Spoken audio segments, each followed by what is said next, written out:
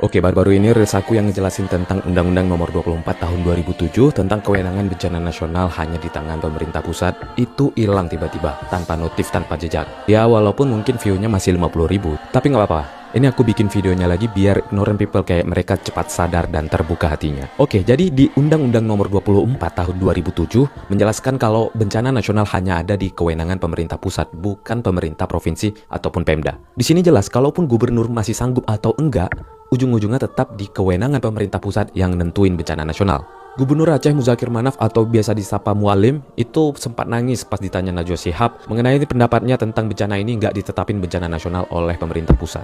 Beliau nangis dan kecewa. Bahkan beliau sempat bilang kalau ada bantuan internasional masuk, kenapa dipersulit? Kan untuk kemanusiaan juga sebenarnya kan? Dan kita nggak usah ngomongin lagi seberapa banyak korban dari bencana ini. Karena mungkin bagi mereka-mereka sana ini hanyalah angka. Tapi coba lihat juga dampak dari bencana ini. Dampaknya itu sangat besar, sangat destruktif untuk ekonomi, infrastruktur, apalagi bagi psikologis para korban-korban yang terdampak. Dan ini 4 poin penting kenapa menurutku bencana nasional harus segera ditetapkan. Yang pertama, akses darurat dibuka penuh.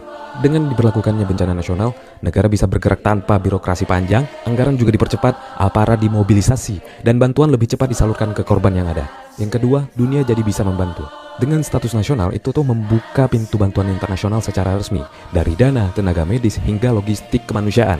Yang ketiga, perlindungan korban jadi tanggung jawab negara.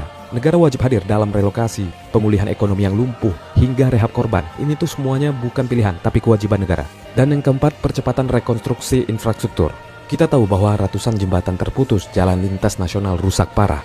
Dan tanpa status bencana nasional, pembangunan ulang rekonstruksi diperkirakan selesainya itu butuh puluhan tahun.